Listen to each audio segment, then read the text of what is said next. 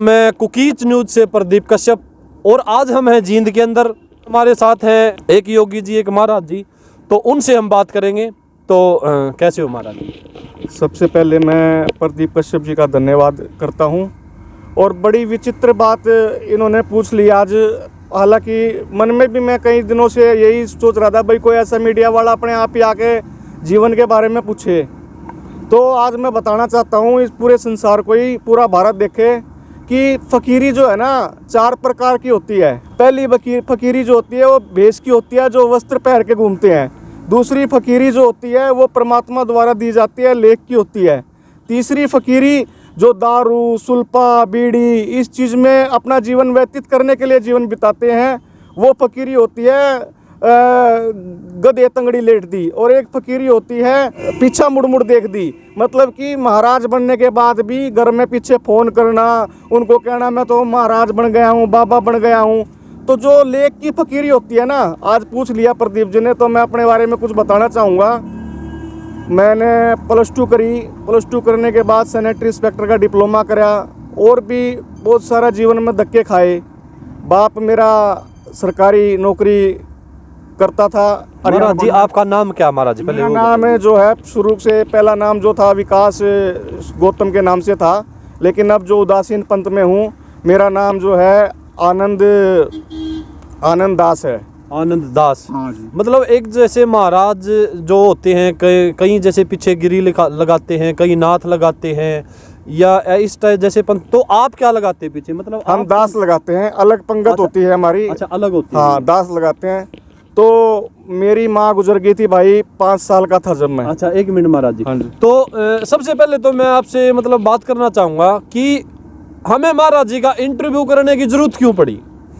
हम जैसे यहाँ से गुजर रहे थे, महाराज आगे से आ रहे थे, हमने जैसे महाराज जी को देखा, हमने उनको राम राम भी किया, थोड़ी सी आंखों में आंखें मिली, लेकिन हमारे दिमाग में बात आई कि महाराज जी हैं जैसे अच्छे अट्टे कट्टे भी हैं, सारी चीज़ें सही हैं, इनके दिमाग में ये चीज़ क्यों आई कि इन्होंने एक योगी का भेष ले लिया और ये योगी बन गए, सब कुछ छोड़ छाड़ के घर बार सारी चीज़ों से दूर होके, और इन्होंने एक योगी का जो एक मतलब जीवन जी रहे हैं। तो ये चीज़ें देख के हमारे दिमाग में मन में सवाल आया। हम पहले निकल गए थे, आगे से फिर आए, हमने महाराज जी से पूछा भी हम ऐसे ऐसे आपसे बात करना चाहते हैं। तो इसलिए हमारे दिमाग में बात आई कि ये चीज़ें हम महाराज जी से पूछेंगे कि भाई इनके दिमाग में, इनके मन में सबसे पहले बात कब आई कि ये योगी बने या महाराज बने। तो वो बात आप इनसे आज हम करेंगे।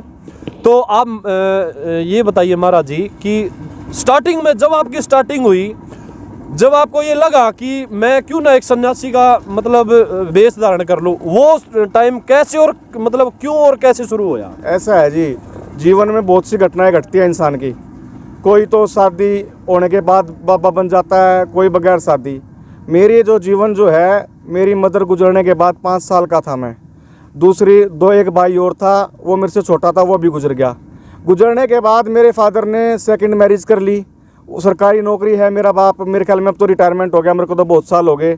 उसके बाद मेरे 4 चाचा चाची हैं, सबके पास रहा, कोर्ट में काम करा मैंने। कोर्ट में काम करने के बाद इलेक्ट्रिकल सर्वे भी करता था, मेहनत भी करता था, 15-20 हज़ार रुपये भी कमाता था।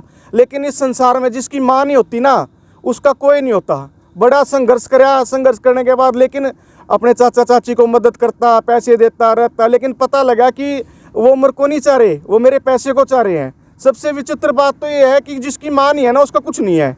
तब जाके पता लगा कि भाई तू इनको कब तक पालता रहेगा, जब तेरा बाप ही नहीं होया तेरा, तो तेरे को जीवन में करना क्या है। तो बड़ी ठोकरें लगी, इधर उधर गया ध्यान। तो इसके बाद मन में ये बात ठान ली कि तू किसी दूसरे को पाल रहा है, तू उसका सिमरन कर, उससे बढ़ के इस संसार में कोई नहीं है। तो जब मेरे मन में एक जागरूकता पैदा हुई कि मैं जो है ना संन्यास लूँ, संन्यास जीवन व्यतीत करूँ, ये मेरा बड़ा दुख का कारण यही रहा है। और मेरा कोई कारण नहीं पड़ा, मैं +2 हॉस्टल में अच्छी लाइफ जी, तो ऐसा जीवन रहा मेरा। तो आप ये बताइए महाराज जी कि मतलब स्टार्टिंग कैसे हुई और आपने कै साल की उम्र में जैसे ये मतलब जो मतलब योगी बने आप? 3-4 साल हो गए मेरे को। हरियाणा भवन में मैं अपने बाप के पास, फादर के पास गया। हरियाणा भवन में ड्यूटी थी, मैंने हार चुका था मैं जीवन से, बिल्कुल अपने बात को बिल्कुल सरेंडर करने के लिए गया तो मेरे बाप ने मेरे को एक जवाब दिया, कहने लगा, मेरे मामा भी नहीं है, कहने लगा भाई मेरे तो 2 लड़के और हैं, वो बड़े हो गए हैं, अब तो घर का खर्चा वो चलाते हैं, मैं तेरे को ये भी नहीं बोल सकता कि तू उस घर में आ। तब मैंने अपने बाप को हरियाणा भवन में ही हाथ जोड़े, अब पापा ऐसा है इस संसार में अगर मेरे से कोई गलती होगी ना तेरे प्रति तो तू मुझे माफ़ कर देना। वो आज का दिन है और अब का दिन, जब का दिन है और अब का दिन है। तो मतलब 15 साल आपको होगी? हाँ जी, हाँ जी, हाँ जी। तो अभी आजकल कहाँ से, मतलब कहाँ रहते हैं आप? डेरा आपका कहाँ पे है? कौन से गांव से यहाँ पे? अभी जैसे पहले मेरा गांव पानीपत हरियाणा में मनाना गांव है, ब्राह्मण परिवार से संबंध रखता था मैं। अच्छा, दुखों के कारण घर परिवार छोड़ना पड़ा क्योंकि कोई साथ देने वाले नहीं है संसार में सिवा परमात्मा के। उसके बाद मैं अब महाराष्ट्र गया हुआ था, हमारे गुरुजी हैं, 2 साल पहले मैंने उनसे गुरु मंत्र और वस्त्र धारण किए थे। अब कुछ दिनों पहले मैंने मुंडन करवाया और अपने कान में ये छेद करवाया, तब उन्होंने मेरा नाम आनंद दास रखा है। और अब कुछ दिन पहले मैं यहाँ दिनोद गांव में हनुमान और शनि मंदिर में रहता था, अब रावा गांव में रहता हूँ।